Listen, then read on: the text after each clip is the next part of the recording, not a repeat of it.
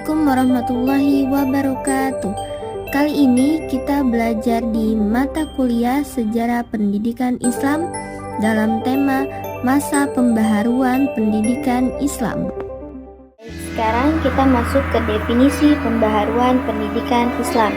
Pembaharuan pendidikan Islam adalah upaya melakukan proses perubahan dari kurikulum, cara, metodologi, situasi atau kondisi pendidikan Islam dari yang tradisional ke arah yang lebih rasional dan profesional sejalan dengan perkembangan ilmu pengetahuan dan teknologi saat itu. Adapun latar belakang pembaharuan pendidikan Islam terjadi itu karena ada dorongan dari dua faktor, yaitu faktor internal dan faktor eksternal. Nah, faktor internal yaitu faktor kebutuhan pragmatis umat Islam yang bisa dijadikan rujukan dalam rangka mencetak manusia-manusia muslim yang berkualitas, bertakwa, dan beriman kepada Allah. Sedangkan faktor eksternal yaitu adanya kontak Islam dengan Barat. Nah, adanya kontak ini paling tidak mengunggah dan membawa perubahan pragmatik umat Islam untuk belajar terus-menerus kepada Barat, sehingga ketertinggalan yang selama ini dirasakan akan bisa terminimalisir. Selanjutnya, ada 3 pola pembaharuan pendidikan Islam. Yang pertama, yaitu golongan yang berorientasi pada pola pendidikan modern di Barat. Nah, pada golongan ini ada salah satu pelopor pembaharuan pendidikan yang berorientasi ke Barat, yaitu dalam usahanya Muhammad Ali Pasha di Mesir yang berkuasa pada tahun 1805 sampai 1848. Nah, beliau mengadakan pembaharuan dengan jalan mendirikan sekolah yang meniru sistem pendidikan dan pengajaran Barat, lalu mendatangkan guru-guru dari Barat terutama dari Prancis, kemudian mengirimkan pelajar ke Barat untuk belajar dan menerjemahkan buku-buku Barat ke dalam bahasa Arab.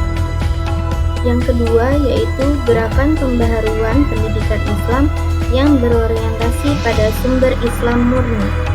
Pada pola yang kedua ini, mereka berpandangan bahwa Islam itu merupakan sumber bagi kemajuan dan perkembangan peradaban dan juga ilmu pengetahuan modern. Tapi menurut analisis mereka, di antara sebab kelemahannya umat Islam adalah karena mereka tidak lagi melaksanakan ajaran agama Islam dengan semestinya. Maksudnya itu adalah ajaran Islam yang menjadi sumber kemajuan dan kekuatannya itu ditinggalkan dan menerima ajaran-ajaran Islam yang tidak murni lagi. Oke, masuk pola yang ketiga atau pola yang terakhir, yaitu pembaharuan pendidikan yang berorientasi pada nasionalisme. Usaha pembaharuan pendidikan yang berorientasi pada nasionalisme timbul bersama dengan berkembangnya pola kehidupan modern. Nah, di samping itu ada keyakinan pemikiran pembaharuan umat Islam bahwa pada hakikatnya ajaran Islam itu bisa kok diterapkan sesuai tempat atau zamannya nanti. Oleh karena itu, ide pembaharuan yang berorientasi pada nasionalisme ini pun bersesuaian dengan ajaran Islam.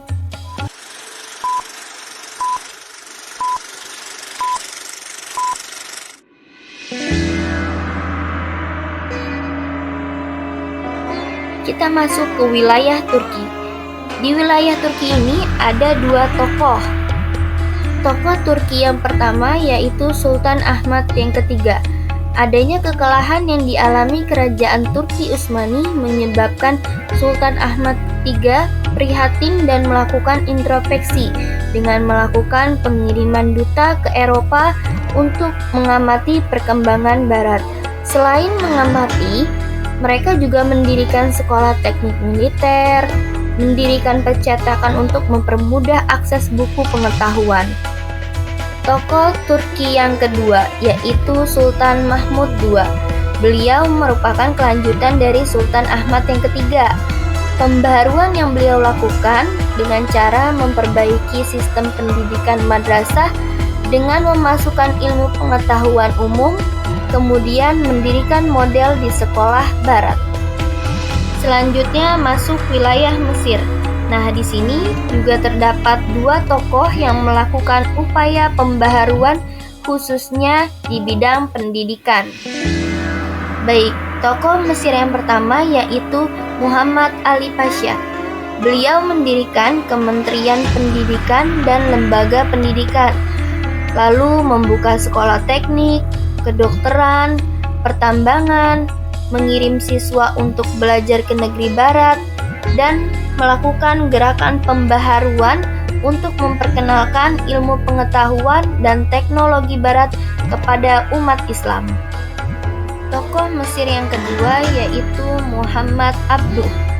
Nah, beliau melakukan pembaharuan pendidikan di Al-Azhar dengan memasukkan ilmu modern dan mendirikan Komite Perbaikan Administrasi Al-Azhar dengan memasukkan ilmu modern. Yang terakhir kita masuk wilayah India. Pembaharuan pendidikan Islam di India punya tujuannya loh. Salah satunya menghilangkan diskriminasi pendidikan Islam tradisionalis dengan pendidikan sekuler. Tokoh pembaharuan di India yaitu Syed Ahmad Khan. Beliau berpendapat bahwa peningkatan kedudukan umat Islam di India dapat diwujudkan bekerja sama dengan Inggris. Kemudian mendirikan lembaga pendidikan sekolah Inggris Mudharrabah pada tahun 1864.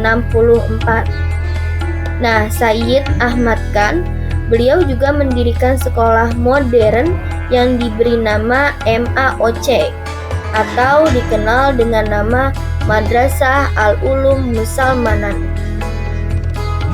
Dari pembahasan tokoh pembaharuan pendidikan Islam, sekarang kita lanjut ke pembahasan dualisme sistem pendidikan Islam. Nah, di sini ada dua sistem, yaitu sistem pendidikan modern dan sistem pendidikan tradisional. Pada umumnya, usaha pendidikan untuk memadukan antara kedua sistem tersebut telah diadakan dengan cara memasukkan kurikulum ilmu pengetahuan modern ke dalam sistem pendidikan tradisional dan memasukkan pendidikan agama ke dalam kurikulum sekolah modern. Nah, dengan demikian sangat diharapkan sistem pendidikan tradisional ini akan berkembang secara berangsur-angsur mengarah ke sistem pendidikan modern.